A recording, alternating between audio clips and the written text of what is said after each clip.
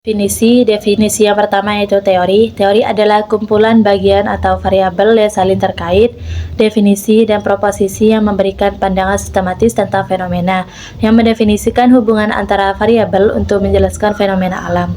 Secara umum, teori merupakan analisis hubungan antara suatu fakta dengan fakta lainnya. Pada dasarnya, pernyataan teoritisnya diterima sebagai sementara dan bukan pernyataan akhir yang konklusif. Oxford Urban Learner Dictionary mengungkapkan beberapa pengertian teori, antara lain, teori adalah seperangkat gagasan rasional dan bertujuan untuk menjelaskan fakta atau peristiwa. Dengan demikian, teori dapat didefinisikan sebagai seperangkat prinsip atau aturan atau postulat tentang suatu fenomena alam atau sosial yang telah diuji kebenarannya oleh banyak pihak dan dapat digunakan untuk merumuskan dan memprediksi fenomena serupa di tempat dan waktu yang berbeda. Contohnya itu seperti teori Pythagoras, teori gravitasi Newton, teori evolusi Darwin, dan lainnya. Yang kedua yaitu belajar. Selanjutnya definisi belajar. Belajar bukan hanya sekedar mengumpulkan dan menghafal informasi sebanyak-banyaknya. Berikut pendapat beberapa pendidik dan psikolog tentang definisi belajar. Ernest R. Hilgard dalam Introduction to Psychology menjelaskan pengertian belajar sebagai proses perubahan aktivitas reaksi terhadap lingkungan, sedangkan Harold Shapiro telah memberikan definisi belajar secara rinci.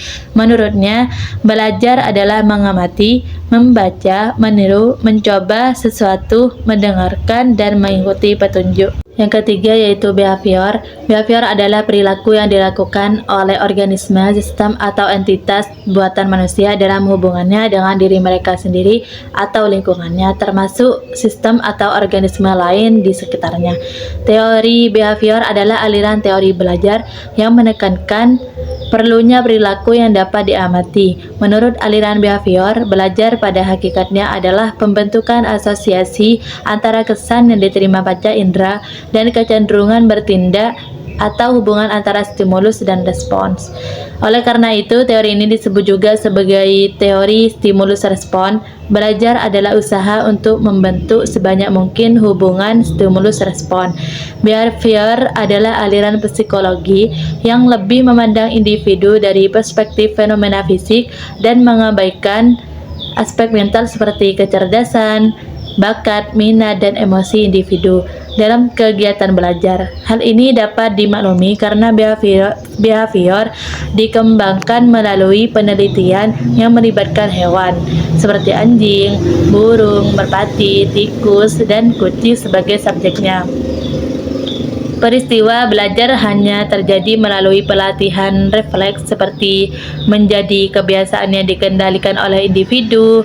Behavior menganggap belajar sebagai perubahan perilaku yang dihasilkan dari pengalaman.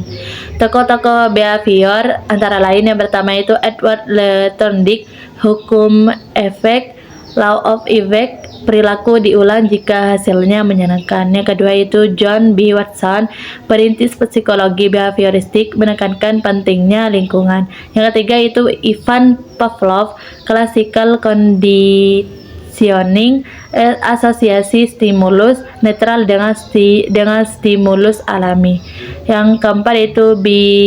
V. Skinner, operant conditioning, penguatan atau reinforcement, membentuk perilaku baru. Karakteristik teori behaviorisme. Teori belajar behaviorisme memiliki sejumlah karakteristik sebagai berikut. Pertama, mengutamakan elemen atau bagian kecil. Kedua, sifat mekanis. Ketiga, menekankan peran lingkungan. Keempat, menekankan respon pelatihan. Kelima, menekankan pentingnya latihan. Behaviorisme dapat dipelajari dengan melatih refleks sedemikian rupa sehingga menjadi kebiasaan yang dikuasai individu. Menurut behaviorisme, belajar adalah hasil interaksi antara stimulus dan respon. Menurut teori ini, penting untuk pembelajaran yang ada masukan berupa eksitasi dan keluaran berupa umpan balik. Learning in behavior memiliki konsep dasar bahwa belajar adalah proses interaksi antara rangsangan atau stimuli berupa rangkaian kegiatan untuk menginduksi agar mendapat respon dari objek penelitian. Respon sendiri adalah tanggapan yang dilontarkan oleh siswa selama proses pembelajaran yang dapat berupa pikiran, perasaan, atau tindakan. Konsep belajar behavioris adalah 1. Perilaku pribadi sebelum belajar. 2. Pengalaman praktik latihan. 3. Perilaku sesudah belajar. Definisi pendidikan Islam. Pendidikan Islam adalah pendidikan berdasarkan nilai-nilai Islam sebagaimana tercantum dalam Al-Quran dan hadis, serta dalam pemikiran para ulama dan fakta sejarah kaum muslimin. Pendidikan Islam adalah instruksi tanpa sadar dari pendidikan kepada anak-anak yang sedang dalam proses pertumbuhannya berdasarkan standar Islam sehingga kepribadian menjadi kepribadian Muslim. Tujuan pendidikan Islam. Secara keseluruhan, pendidikan Islam memiliki tujuan sebagai berikut. Pertama, untuk mewujudkan manusia yang berkarakter atau berkepribadian Islam. Kedua, melatih dan membimbing siswa untuk menguasai stakofah. Ketiga, melatih dan membimbing siswa untuk mahir dalam ilmu kehidupan, ilmu pengetahuan teknologi.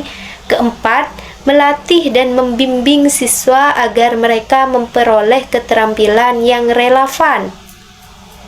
Dari penjelasan di atas dapat dipahami bahwa pendidikan Islam adalah pendidikan berdasarkan Al-Quran, hadis, dan standar Islam yang diberikan oleh orang dewasa, yakni guru kepada anak-anak, sehingga dapat membentuk karakter Islam pada anak-anak. Definisi belajar perspektif Islam. Belajar dalam perspektif Islam merupakan kewajiban bagi setiap muslim dalam rangka meningkatkan derajat, menambah ilmu pengetahuan, serta menambah keimanan. Hasil dari belajar diharapkan dapat membentuk insan kamil yang beriman, berakhlak, dan berilmu yang terwujud dalam bentuk tingkah laku dan aktivitas sehari-hari. Berikut firman Allah dalam Quran Surat Al-Mujadalah ayat 11. Belajar dalam perspektif Islam merupakan kewajiban bagi setiap muslim dalam rangka meningkatkan derajat, menambah ilmu pengetahuan, serta menambah keimanan. Nah, hasil belajar tersebut diharapkan itu dapat membentuk insan kamil yang beriman, berakhlak, dan berilmu yang terwujud dalam bentuk tingkah laku dan aktivitas sehari-hari. Belajar dalam kaitannya dengan teori behaviorisme ini dipandang sebagai proses perubahan tingkah laku sebagai akibat dari adanya interaksi antara stimulus dan respon. Nah, stimulus tersebut dapat berupa lingkungan peserta didik ya, dan dapat juga berbentuk lingkungan atau tingkah laku yang dapat diamati atau diobservasi. Dalam Islam, teori belajar behaviorisme ini kaitannya dengan unsur lingkungan atau lingkungan belajar. Itu bukanlah sesuatu hal yang baru lagi, tapi hal ini juga dijelaskan dalam hadis Nabi Muhammad yang artinya perumpamaan teman yang baik dari teman yang buruk seperti pedagang minyak kasturi dan peniup tukang besi. Nah, si pedagang minyak kasturi mungkin akan memberikannya kepadamu atau engkau membeli kepadanya, atau setidaknya engkau dapat memperoleh bau yang harum darinya. Tapi kalau si peniup api atau tukang besi mungkin akan membuat badanmu atau pakaian yang dipakai olehmu itu terbakar, atau mungkin engkau mendapat bau yang tidak sedap darinya. Hadis riwayat Bukhari dan Muslim. Dari hadis di atas, dari hadis yang kami ambil ini, kita dapat memahami bahwa lingkungan itu sangat berpengaruh terhadap seseorang. Dalam belajar, seseorang peserta didik dipengaruhi dan dibentuk oleh lingkungan sekitarnya. Dengan demikian, maka lingkungan belajar yang baik akan membentuk perilaku yang baik. Begitupun sebaliknya, lingkungan belajar yang buruk akan membentuk perilaku yang buruk. Nah, hal ini juga dijelaskan dalam Quran Surah Toha ayat 132 yang telah kami lampirkan. Lalu, relevansi teori belajar behaviorisme dan pendidikan Islam itu seperti berikut. Yang pertama, pembentukan kebiasaan baik atau adab. Nah, relevansinya ialah behaviorisme itu sangat efektif dalam membentuk kebiasaan melalui pengulangan dan penguatan atau reinforcement. Nah, penerapannya dalam pendidikan Islam ialah dengan cara melatih siswa untuk sholat tepat waktu, membaca Al-Quran setiap hari, atau mengucapkan salam. Nah, guru dapat memberikan pujian atau penghargaan kecil setiap kali siswa melakukan kebiasaan tersebut, sehingga perilaku tersebut semakin kuat dan menjadi kebiasaan. Kedua, dengan cara pengelolaan kelas. Nah, relevansinya yaitu prinsip behaviorisme itu dapat digunakan untuk menciptakan lingkungan belajar yang terstruktur dan disiplin. Nah, penerapan dalam pendidikan Islam membuat penerapannya ialah dengan membuat aturan yang jelas dan memberikan konsekuensi yang konsisten untuk pelanggaran. Misalnya, siswa yang berbicara di kelas tanpa izin itu diberi teguran yang ringan, sementara siswa yang aktif berpartisipasi diberikan pujian. Lalu yang ketiga, pembelajaran materi fikih dan ibadah. Nah, relevansinya adalah materi yang melibatkan langkah-langkah praktis dan urutan tertentu dapat diajarkan dengan metode behavioristik.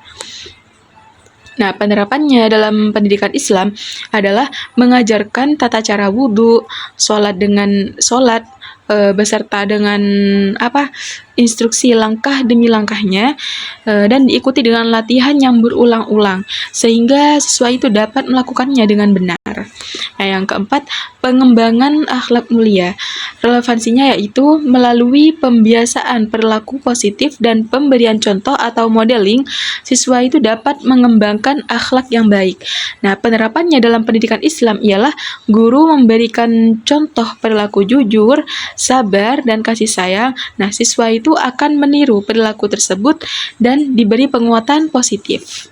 Sementara perilaku negatif diberi koreksi yang konstruktif. Begitu. Nah, yang kelima, motivasi belajar. Relevansinya ialah pemberian penghargaan atau reward dan hukuman atau punishment itu dapat memotivasi siswa untuk belajar. Nah, penerapannya dalam pendidikan Islam yaitu memberikan nilai bagus, pujian, ataupun hadiah kecil untuk siswa yang berprestasi dalam pelajaran agama.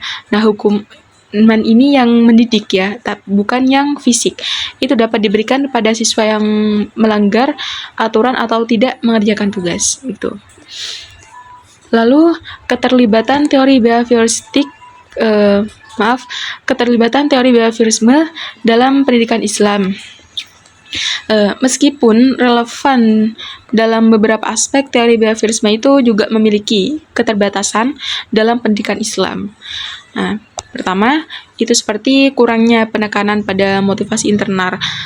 Behaviorisme itu lebih fokus pada motivasi eksternal atau penghargaan dan hukuman, reward dan punishment, daripada motivasi internal yang berasal dari kesadaran spiritual dan cinta kepada Allah. Gitu.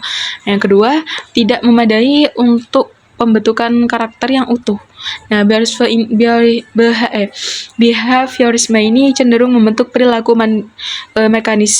mekanistis tanpa menekankan pemahaman mendalam tentang nilai-nilai Islam. Yang ketiga, mengabaikan dimensi spiritual. Behaviorisme tidak mempertimbangkan aspek spiritual dan emosional yang penting dalam pendidikan Islam. Nah, seperti keikhlasan dan kesadaran akan akhirat gitu.